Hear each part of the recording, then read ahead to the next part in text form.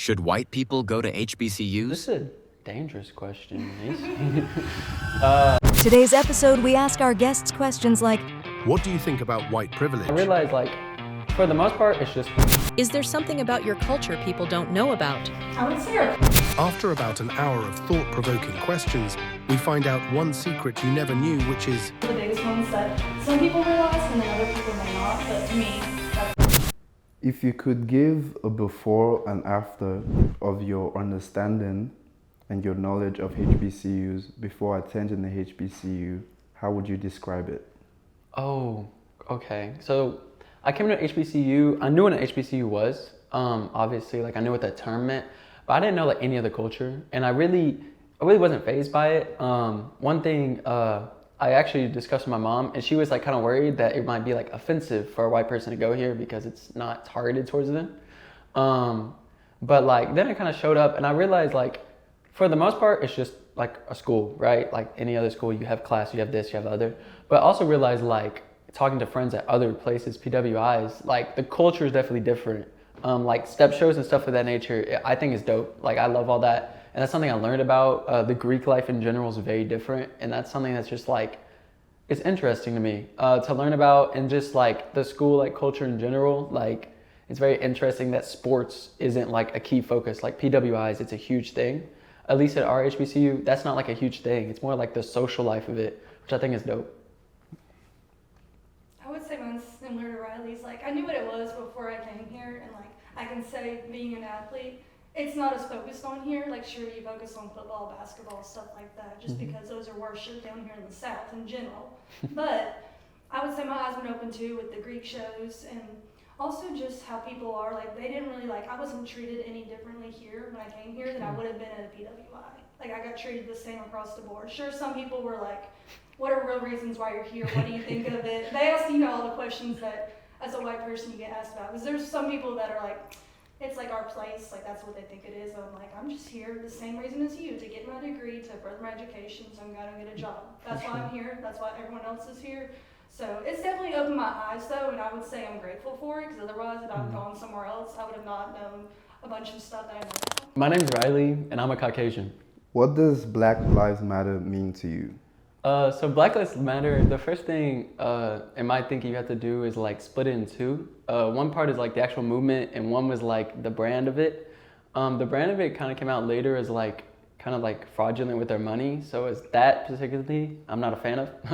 But as far as the movement itself, I think it's a very good movement. I think it kind of got misunderstood by some people who were like, all lives matter. I think they missed the point, which was basically just a movement focusing on a specific group's needs. And that's always been a thing. It's always been around. So I support that, and it doesn't just have to be monetarily, but I think also effort and energy.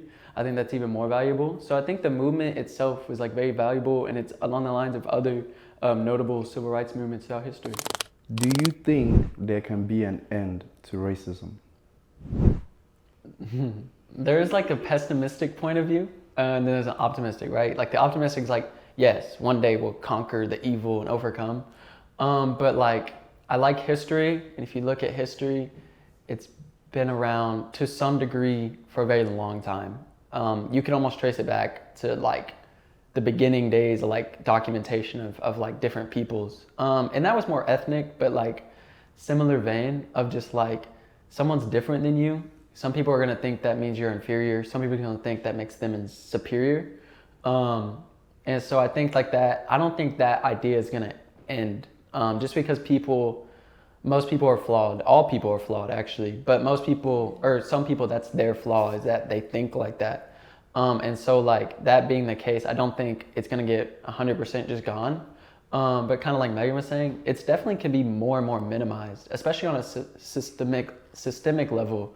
Like laws are getting increasingly, if not already there, at the point where it's like, okay, it doesn't actively target one group. That's a step. But like on a person by person basis, I don't think it could be like completely eliminated.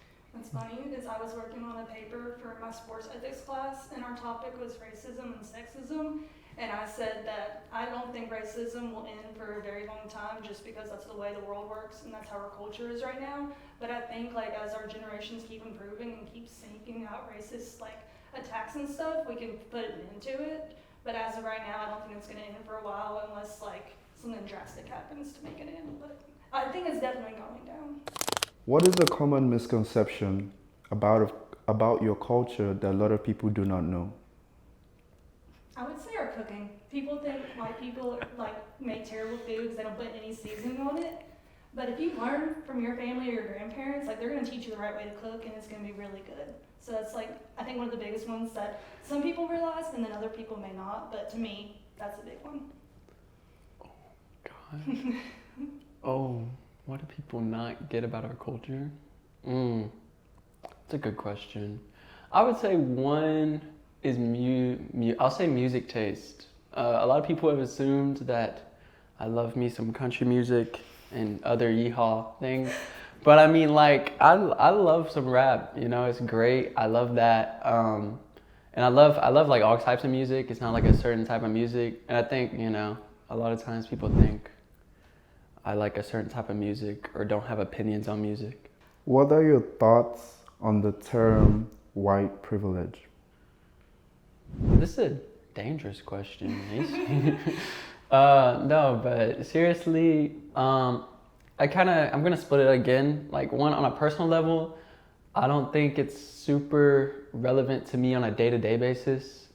Just like how I live my life, like going to school, going to class, going to work. Like, I don't think me being white affects those specific tasks on a day-to-day basis.